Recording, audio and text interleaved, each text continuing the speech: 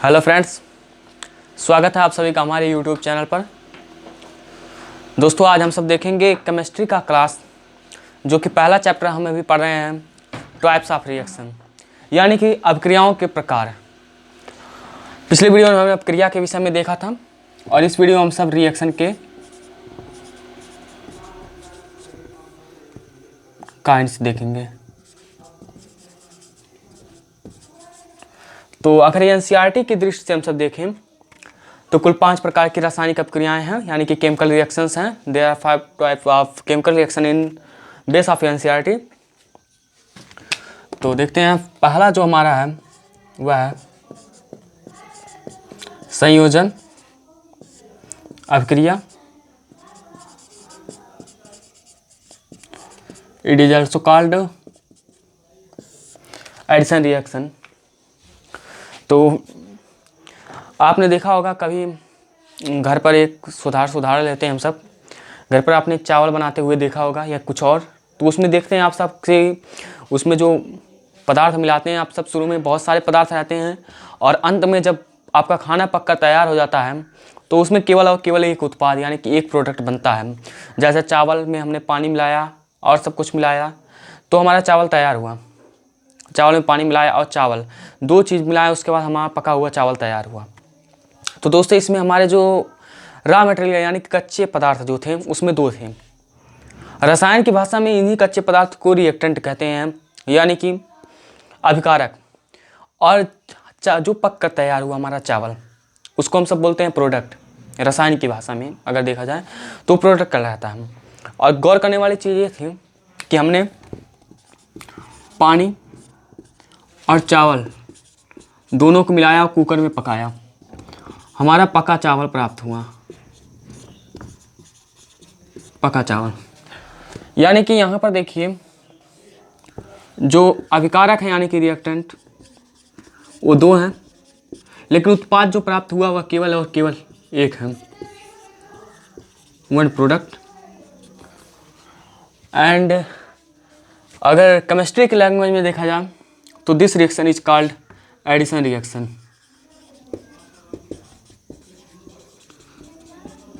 इस तरीके की रिएक्शंस को, जिसमें ये रिएक्शन नहीं हो सकता क्योंकि इसमें मिश्रण हमारा है, और मिश्रण जब मिलता है तो हमारा चावल, यानी कि ये नहीं है कि पानी अगर हम घटा बढ़ा भी सकते हैं उतने ही चावल में।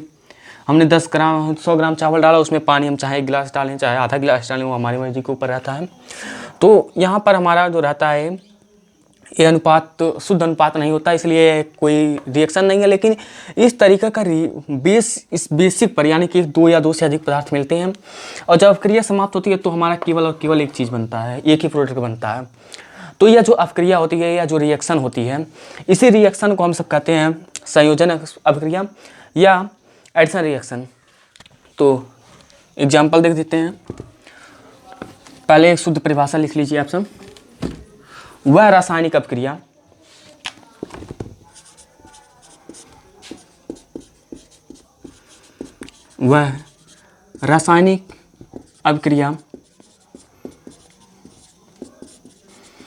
जिसमें 2 या 2 से अधिक पदार्थ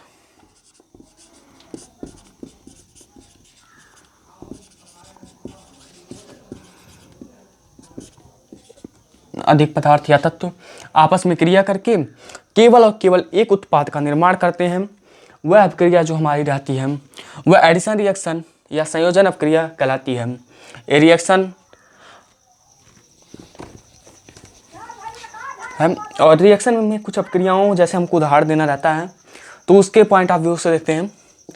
देखिए, आपने कभी देखा होगा चाय वाली दुकान पे या कहीं और पर कि कोयले को, जो कोयला रहता है उसको जलाते हुए, तो कोयला यानी कि वो शुद्ध कार्बन रहता है। अलग अलग कोयले में अलग अलग प्रकार के कार्बन पाए जाते हैं, लेकिन एक तरीके से उसमें केवल और केवल कार्बन देखा जा सकता है और कोई ऐसा तत्व नहीं है जो उसमें पाया गया है, यानी एक कार्बन केवल पाया जाता है। तो इसमें कार्बन को जो हम सब आग में जलाते हैं, और आग में जलाने का मतलब होता है हम उसको ऑक्सीजन से क्रिया करा रहे हैं, क्योंकि कोई भी चीज़ है वो ऑक्सीजन के बिना नहीं जलती है। तो वही चीज़ हमको करना रहता है, ऑक्सीजन से कार्बन क्रिया किया, यानी कि कोयले को जब वायु में चलाते हैं हम सब वायु की उपस्थिति में, तो हमारा जो प्राप्त होता है केवल और केवल कार्बन डाइऑक्साइड प्लस ऊष्मा मुक्त होती है। ऊष्मा, हीट या एनर्जी इसको बोल सकते हैं हम सब, एनर्जी, एक तरह का एनर्जी ही है हीट। तो कार्बन ऑक्सीजन की उपस्थिति में इस तरीके का रिएक्शन हुआ।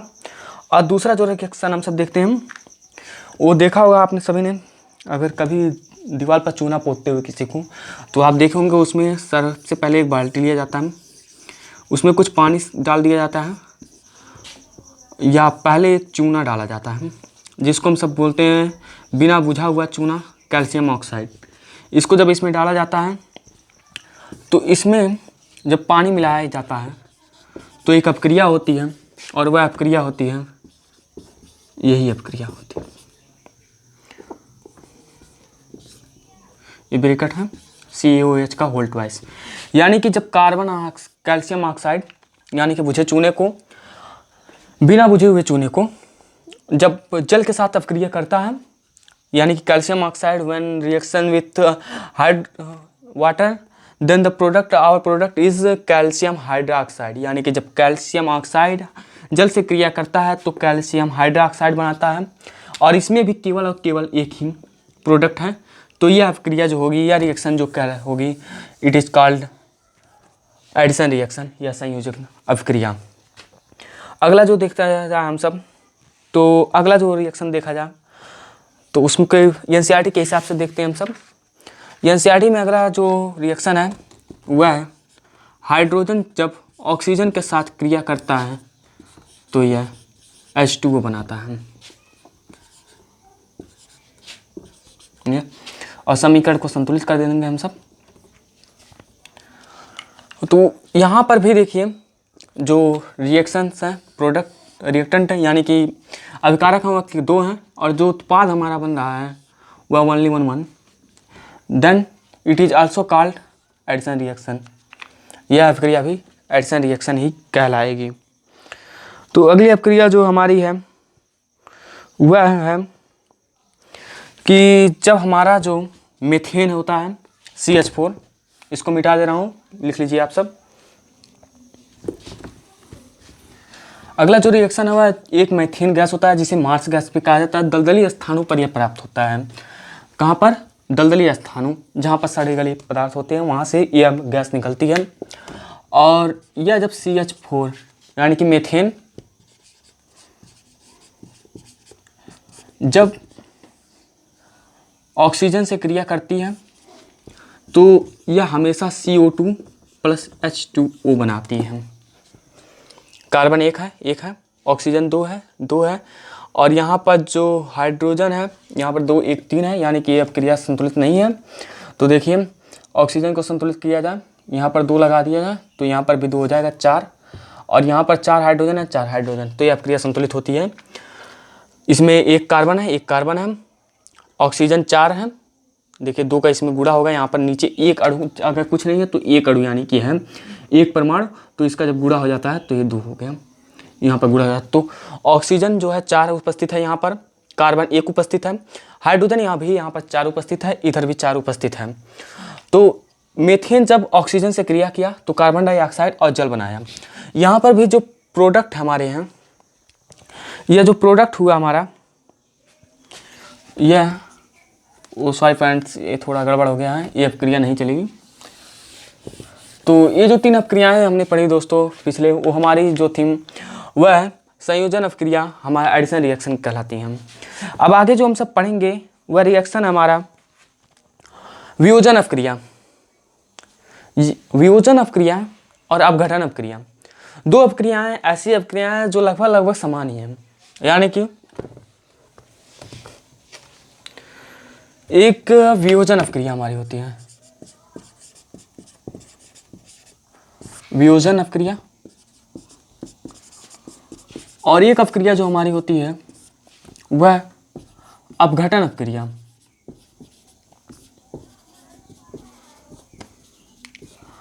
और ये दोनों जो रिएक्शन हैं, वियोजन और अपघटन, दोनों को अगर देखा जाए तो दोनों लगभग समान है।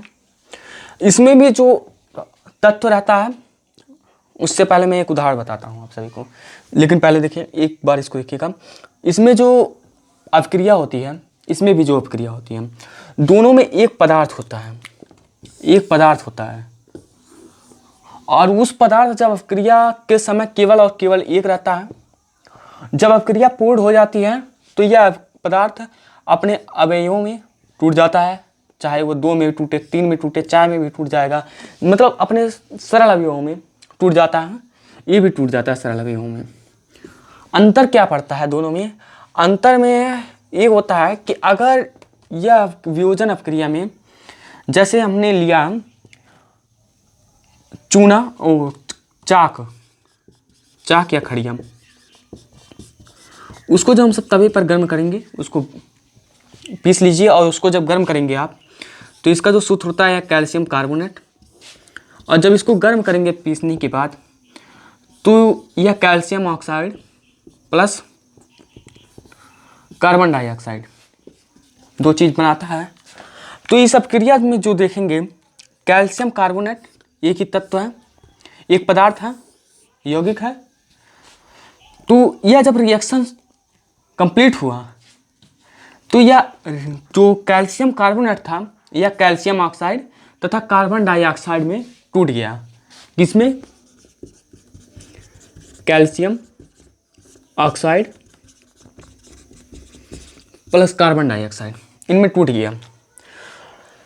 तो यह जो अपक्रिया हुई, अगर यह गर्म करने का कारक हटा दें, यानी कि अब गर्म करना बंद कर दें, तो जितना हमारा कैल्शियम ऑक्साइड और कार्बन डाइऑक्साइड में टूट चुका था, जितना कैल्शियम कार्बोनेट, अब वह कैल्शियम ऑक्साइड, जो टूटे हुए कैल्शियम ऑक्साइड और कार्बन डाइऑक्साइड थे, ये दोनों अब वापस मिल करके कैल्शियम कार्बोनेट नहीं बना सकते हम। और यह जो अपक्रिया हुई, यह वियोजन अपक्रिया हुई, यानी कि कैल्शियम कार्बोनेट जब अपघटित हुआ, कैल्शियम ऑक्साइड और कैल्शियम कार्बन डाइऑक्साइड बनाया 2 यौगिक, और ये दोनों कंपाउंड यानी कि यौगिक जो ये दोनों हैं, ये दोनों आपस में मिल करके, दोबारा आपस में मिल करके कैल्शियम कार्बोनेट नहीं बना सकते हैं। यानी कि ये केवल एक ही दिशा में चली रिएक्शन। और एक रिएक्शन ऐसी होती है कि इसी प्रकार का ही अपक्रिया होती है, तो उसमें जैसे NH4Cl, इसको बोला जाता है नौसादर, इसको बोलते हैं नौसादर। नौसादर की खास बात क्या है? नौसादर की खास बात यह है, जैसे कपूर हमारा रहता है, कपूर को जब आप जलाते हैं और एक प्लास्टिक जलाइए, जब प्लास्टिक को जलाएंगे तो वह पिघल जाता है और जलता फिर वाष्प बनता है। लेकिन अगर कपूर को जलाएंगे तो वह पिघलता नहीं है, यानी कि द्रव लिक्विड स्टेट में वह नहीं आता है। तो लिक्विड स्टेट में न आकर के सीधा वह सॉलिड स्टेट से सीधा गैस स्टेट में चला जाता है। उसी प्रकार नौसादर भी है, यह सीधा सॉलिड स्टेट से गैस स्टेट में चला जाता है, गैसीय अवस्था में पहुंच जाता है इसको जलाने पर। तो NH4Cl को जब आप सब गर्म करेंगे या जलाएंगे तो यह बनाता है NH3, यानी कि अमोनिया प्लस HCl, हाइड्रोक्लोरिक अम्ल, इसको बोलते हैं अमोनिया। यह अमोनिया हुआ। और यह जो रिएक्शन है, अगर यह इसको गर्म करने का कारक डेल्टा से प्रदर्शित किया जाता है गर्म करने को, अगर इसको हम गर्म करना बंद कर दें तो जो है हमारा अमोनिया और हाइड्रोक्लोरिक गैस, हाइड्रोक्लोरिक अम्ल जो बना था, ये वापस मिल करके आपस में, ये दोनों वापस में मिल करके और पुनः NH4Cl बना देंगे। यानी कि ये रिएक्शन इधर भी गया, पहले इसको गर्म किया तो यह प्राप्त हुआ, जब हमने गर्म करना बंद कर दिया तो ये पुनः यह प्राप्त हो गया। तो यह जो अपक्रिया हुई, इसमें केवल एक ही दिशा में गई रिएक्शन। तो यह जो रिएक्शन होती है, इसको अनुत्क्रमणीय रिएक्शन कहा जाता है, और इसको उत्क्रमणीय रिएक्शन कहा जाता है। तो अभियोजन अपक्रिया में टूट जाता है, अपने सरल अवयवों में टूट जाता है, परंतु वह आपस में जुट जाता है। सॉरी फ्रेंड, ये जो वियोजन अपक्रिया था इसमें जुटेगा, वियोजन अपक्रिया में वापस ये मिल जाएगा, यानी कि NH4Cl को अगर हम गर्म कर दें तो यह अपक्रिया फिर मिल जाएगा, NH ये टूटेगा अमोनिया तथा HCl में और पुनः NH4Cl बना देगा। लेकिन जो अपघटन अपक्रिया है, अपघटन अपक्रिया में देखा जाए तो कैल्शियम कार्बोनेट था और यह अपने अवयवों में टूटा, लेकिन वापस यह मिल करके कैल्शियम कार्बोनेट नहीं बना सकता है। तो यह जो अपक्रिया हुई, या अपघटन अपक्रिया हुई, और नौसादर वाली अपक्रिया वियोजन अपक्रिया। तो जिसका इसको ट्रिक क्या है, अगर किसी का वियोग हो जा रहा है तो उसका मिलन जरूर हो जाएगा, लेकिन अगर कोई अपघटित हो जा रहा है, टूट जा रहा है, अपने दिल से टूट जा रहा है, अपने अब मैं यह नहीं कर पाऊंगा, टूट जा रहा है, तो वह फिर वापस नहीं जुड़ सकता है। लेकिन अगर यह बिछड़ जाता है, पीछे रह जाता है, लेकिन मेहनत करता है तो आगे निकल सकता है, तो इसको वियोजन अपक्रिया, वियोज यानी कि पिछड़ गया वियो। तो 3 अपक्रिया हमने पढ़े। अब देख लीजिए इसको वियोजन और अपघटन के भी कुछ प्रकार हैं, चलिए देख लेते हैं।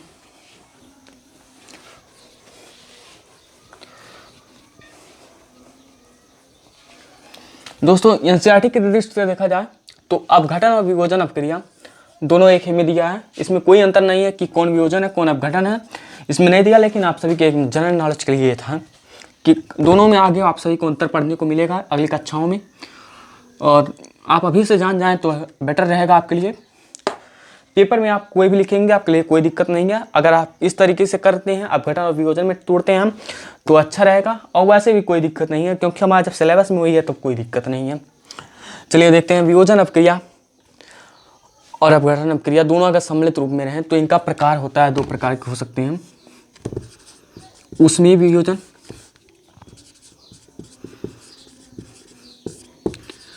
ऊष्मीय वियोजन, और दूसरा जो हमारा होगा वैद्युत वियोजन या अपघटन। दोनों लिख सकते हैं, कोई दिक्कत नहीं है। अगर आपको अपघटन लिखना है तो वियोजन की जगह अपघटन लिख देंगे, लेकिन दोनों को जो रिएक्शन होंगे वो अलग अलग होंगे जो हमने अभी बताया था। लेकिन एनसीईआरटी की दृष्टि से देखा जाए तो दोनों एक ही हैं। तो उसमें वियोजन में होता क्या है, जब जैसे सरल अवयवों में टूटा हुआ है, अगर यही अपक्रिया जो हमारा सरल अवयवों में टूट रहा है वह ऊष्मा प्रकाश की उपस्थिति में वह प्रक्रिया संपन्न होती है, वह संपन्न होता है, वह रिएक्शन संपन्न होता है, तो जो रिएक्शन हमारा होगा वह रिएक्शन ऊष्मीय वियोजन कहलाता है। यानी कि वह अपक्रिया जिसमें वियोजन का कारक यानी कि सरल अवयव में तोड़ने का जो कारक है वह ऊष्मा है, तो वह जो रिएक्शन होगा दोस्तों वह रिएक्शन हमारा कहलाएगा वियोजन, ऊष्मीय वियोजन। और जब अपने ही अवयवों में सरल अवयवों में टूटेगा, लेकिन जो रिएक्शन अपने अवयवों में टूटने का रहेगा वह विद्युत की उपस्थिति में होगा, तो उसे विद्युत वियोजन कहते हैं, इलेक्ट्रिक वियोजन कहते हैं। देख लेते हैं जो हमने अभी अपक्रिया बताया था नौसादर वाला, वही ऊष्मा की उपस्थिति में हुआ था, उसको गर्म किया हमने, ऊष्मा दिया, तो यह है NH3 प्लस HCl में टूट गया। नाम बोल दे रहा हूँ नौसादर। और दोस्तों आप सभी के लिए जनरल नॉलेज के लिए बता दे रहा हूँ ये NH3 है, इसको हम सब पढ़ते हैं अमोनिया, लेकिन NH4 पर इस पर धन आयन होता है, इस पर की संयोजकता +1 होती है और ये 4 हाइड्रोजन आएंगे, तो यह कहलाता है अमोनियम। अमोनियम अमोनियम कहलाता है। और तो यह क्या होगा अमोनियम, और क्लोरीन है तो क्लोराइड, अमोनियम क्लोराइड इसको कहा जा सकता है।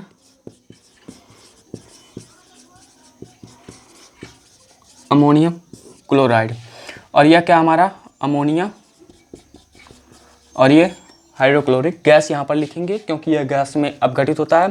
वैद्युत वियोजन देख लेते हैं। देखिए एक अम्ल होता है, या तो यही ले लीजिए, ये भी एक अम्ल है, या H2SO4 को ले लीजिए। जब इसको जल में मिलाते हैं तो यह अपघटित हो जाता है H ion plus SO4 ion, H cation और SO4 एनायन, यानी कि हाइड्रोजन धन आयन और सल्फेट ऋणायन। तो यह जो अपक्रिया हुई, इसको जब हम सब विद्युत डालें, विद्युत की उपस्थिति में अपक्रिया संपन्न होती है, तो यह जो अपक्रिया होती है हमारे दोस्तों यह विद्युत की उपस्थिति में होती है, इसलिए यह जो अपक्रिया होगी हमारी यह वैद्युत वियोजन कहलाती है। एक और उदाहरण मैं दोस्तों आप सभी के लिए अच्छा उदाहरण बता रहा हूँ, और वह अपक्रिया है जल के। जल को जब आप विद्युत, यहाँ पर लिखेंगे आप सब वैद्युत या विद्युत लिखेंगे। इंग्लिश मीडियम वाले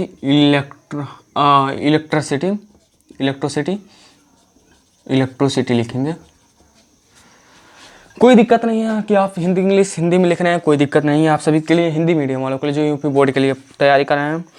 और अगर देखा जाए तो एक और मैं बता दे रहा हूँ आप सभी के लिए, प्रकाश अपघटन। एक और अपघटन बता दे रहा हूँ, प्रकाश अपघटन। जब अपघटन की अपक्रिया जो होती है वह प्रकाश की उपस्थिति में संपन्न हो तो उसे प्रकाश अपघटन कहा जाता है। इसको आप लिख लीजिए। एक और रिएक्शन में बता दे रहा हूँ, प्रकाश अपघटन वो जब जो अपघटन की प्रक्रिया जो थी, वियोजन या अपघटन की प्रक्रिया थी, वह हमारी जब प्रकाश की उपस्थिति में हो, प्रकाश से हो, तो उसे हम सब प्रकाश अपघटन कहते हैं। देख लेते हैं प्रकाश अपघटन क्या है। प्रकाश अपघटन में जैसे एक होता है AgCl, Ag से सिल्वर और क्लोरीन है तो क्लोराइड लिखेंगे यहाँ पर, क्योंकि आगे आपको इसका कारण पड़ेगा क्यों इसको क्लोराइड पढ़ते हैं। अभी AgCl हुआ, इसको सिल्वर क्लोराइड बोला जाता है। सिल्वर क्लोराइड को जब प्रकाश की उपस्थिति में अगर हम सब छोड़ दें छत पर छोड़कर चले आए तो यह जो अपक्रिया कर लेता है वह बनाता है Ag+Cl। Ag प्लस, और क्लोरीन कभी भी इस तरीके से जब अलग होगा तो इस तरीके से नहीं रहेगा, बल्कि वह अणु के रूप में रहेंगे, तो इस तरीके से। तो 2AgCl यहाँ पर तो अपक्रिया संतुलित हुई, जो रिएक्शन हुआ हमारा संतुलित हुआ और कंप्लीट भी हुआ। ये जो क्लोरीन है ये निकल जाता है और यह जो बचा हुआ Ag बच जाता है। इसको हम सब जो ब्लैक एंड वाइट श्वेत श्याम फोटोग्राफी, NCERT के शब्द ध्यान रखिएगा, श्वेत श्याम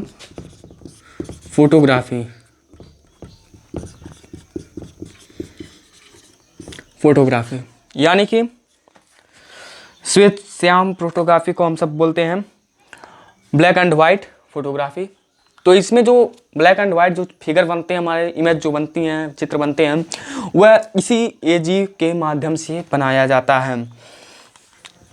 और यह इसका जो रंग होता है वह स्लेटी रंग का होता है। NCERT की दृष्टि से वेरी वेरी इंपॉर्टेंट, ये यूँ क्वेश्चन पेपर में भी आ सकता है, बहुत ही इंपॉर्टेंट है यह रिएक्शन भी और ये इसके संबंधित तथ्य भी। तो यह प्रकाश अपघटन हुआ। तो एक NCERT पर बेस्ड इसी तरीका का क्वेश्चन कर लेते हैं। NCERT पर एक प्रश्न है दोस्तों, एक हमको विलयन दिया रहता है और वह विलयन पूछता है कि यह जो विलयन है, एक बता रहा हूँ दोस्तों,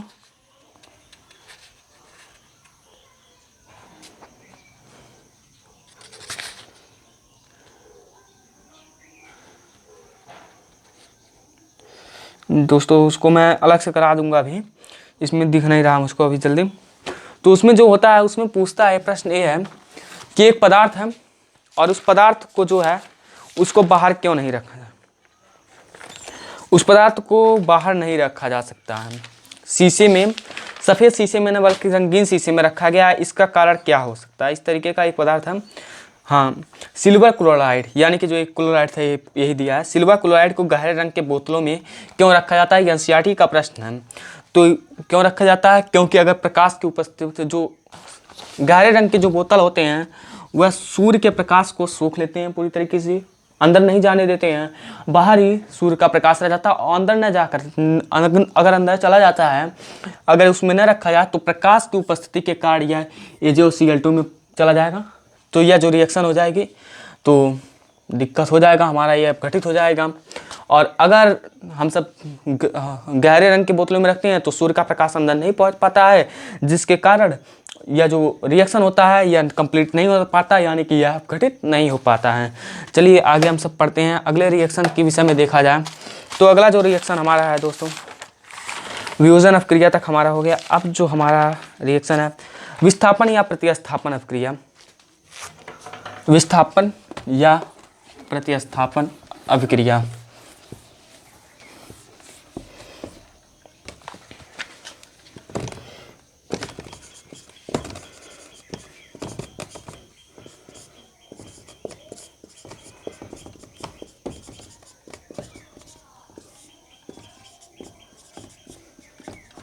दोस्तों लग रहा है वीडियो बहुत ज़्यादा लंबा होता जा रहा है, ये रिएक्शन आखिरी है हमारा, उसके बाद इसको तो विस्थापन अपक्रिया के लिए मैं एक उदाहरण आपको बताता हूँ। पहले आप सभी ने पहले कोई हल्दी प्रयोग किया होगा, आपके घर में कोई हल्दी प्रयोग किया जाता होगा या कोई सामान प्रयोग किया जा रहा होगा, परंतु लेकिन जैसे जैसे वह समय बीतता गया वह सामान हमको थोड़ा मिलावट होने लगी उसमें।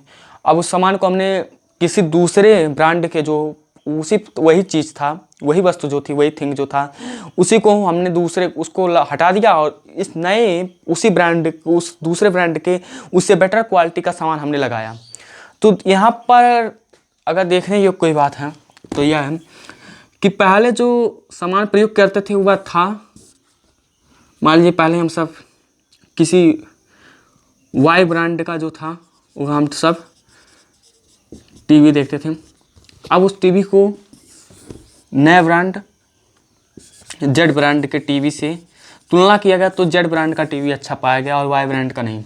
तो आपने क्या किया, वाई ब्रांड को इसको बेच दिया और ये नया ब्रांड लाया। तो और अगर देखा जाए तो अगर यह ब्रांड नया आया होता तो यह ब्रांड हम आपके घर अभी भी वाई ब्रांड का टीवी होता। तो यह जो यानी कि ये इसके गुण जो थे अच्छे थे। तो रसायन की भाषा में देखा जाए तो यह यानी कि इसको जो था जेड ब्रांड ने वाई ब्रांड को प्रतिस्थापित कर दिया। क्यों? क्योंकि वाई ब्रांड के गुणों की अपेक्षा जेड ब्रांड के जो गुण थे, प्रॉपर्टीज़ थी, वह वाई ब्रांड की तुलना में उससे अच्छी बेटर थी। तो यही होता है, यही रिएक्शन जो होती है, इस तरीके के बेस्ड जो रिएक्शन होते हैं वह रिएक्शन होता है विस्थापन या प्रतिस्थापन अपक्रिया। यानी कि जब कम अपक्रियाशील धातुएं अधिक अपक्रियाशील धातुओं को प्रतिस्थापित कर देती हैं तो जो पदार्थ बनता है, यानी कि जब कोई अधिक अपक्रियाशील धातु कम अपक्रियाशील धातुओं को, कम सक्रिय धातुओं को उनके लवण के विलयन से प्रतिस्थापित कर देती है, विस्थापित कर देती है, यानी कि उनको हटा देती है। तो वह जो रिएक्शन कहलाती है वह रिएक्शन हमारी विस्थापन या प्रतिस्थापन अपक्रिया कहलाती है। जैसे देख लेते हैं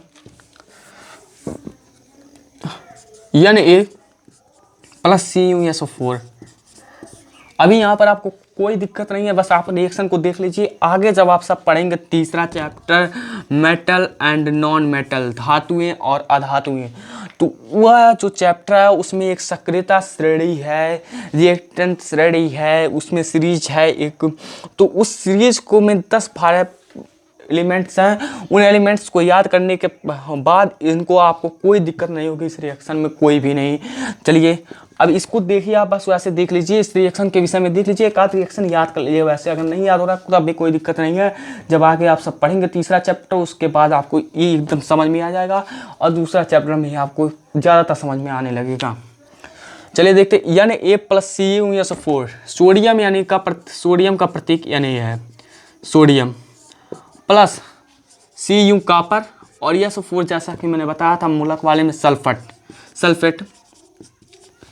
तो सोडियम जब कॉपर सल्फेट से क्रिया करता है तो कॉपर जो है यह कम अभिक्रियाशील धातु है और कॉपर कम अभिक्रियाशील धातु है। जब यह सोडियम से क्रिया करता है तो यह बनाता है, सोडियम से जब कॉपर सल्फेट क्रिया करता है तो यह कॉपर सोडियम के द्वारा हटा दिया जाता है और कॉपर अलग हो जाता है और जो बनता हमारा Na2SO4 यानी कि सोडियम सल्फेट प्लस कॉपर बना है। तो इसमें देखा जिस तरीके से नए ब्रांड के टीवी ने पुराने ब्रांड के टीवी को हटा दिया, उसी प्रकार से लाइक दैन यह जो रिएक्शन था सोडियम ने कॉपर को उसके कॉपर सल्फेट को कॉपर के ही विलयन से, लवड़ी विलयन, चलिए लवड़ है, एक लवड़ है और इसके लवड़ी विलयन से ही इसको हटा दिया। तो यह जो रिएक्शन हुई यह प्रतिस्थापन अपक्रिया हुई। और प्रतिस्थापन भी अपक्रिया भी दो प्रकार के होते हैं, पहला एकल विस्थापन और दूसरा द्विविस्थापन। एकल विस्थापन और द्विविस्थापन दो अपक्रियाएं होती हैं।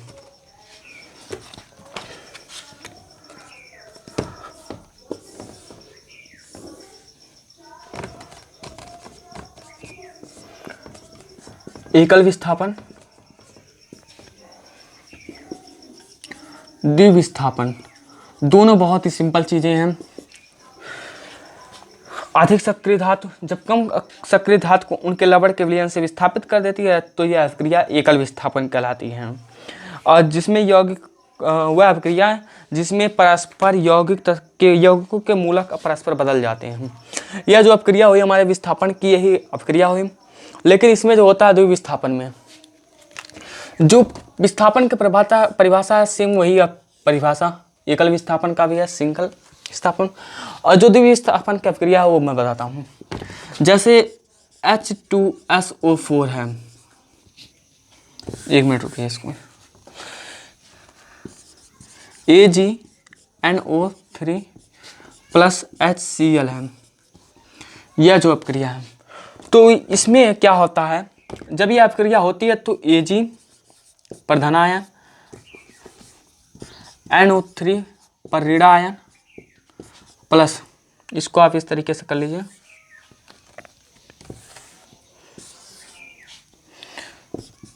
हाइड्रोजन पर धन आयन और क्लोरीन पर ऋण आयन, इस तरीके के अपने मूलक में टूट जाते हैं। और जब अभिक्रिया होती है तो क्या होता है, ये जो Ag है इसके क्लोरीन से अभिक्रिया कर लेता है और यह जो हाइड्रोजन है यह इससे अभिक्रिया कर लेता है। अभिक्रिया के पश्चात हमारा Ag जो किससे मिला, क्लोरीन से मिला, AgCl प्लस HNO3। कोई दिक्कत नहीं है, अभी आपको थोड़ा बहुत प्रॉब्लम होगी लेकिन धीरे धीरे अभी आपके पास बहुत टाइम है, लॉकडाउन भी अभी चल रहा है, आप इसको पढ़ते रहिए आराम आराम से, कोई दिक्कत नहीं है, रिएक्शन आपके लिए कोई दिक्कत नहीं करेंगे पेपर में।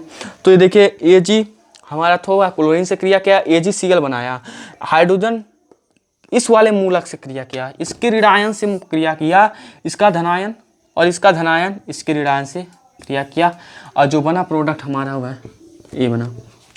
तो इसमें दोनों के मूलक आपस में बदल गए, यानी कि द्विविस्थापन अभिक्रिया दो चीज़ें बदली।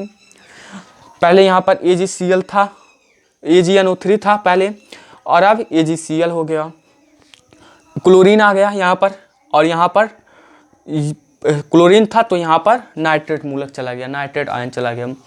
यह जो अभिक्रिया हुई या द्विविस्थापन अभिक्रिया हुई।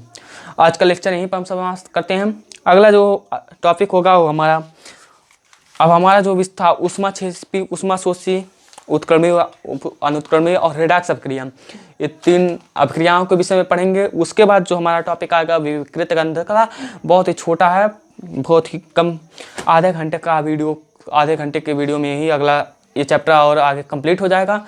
तो आज का वीडियो यहीं समाप्त करते हैं। वीडियो अगर आपको पसंद आई हो तो चैनल को सब्सक्राइब, वीडियो को लाइक और अपने दोस्तों के पास शेयर करना ना भूलें।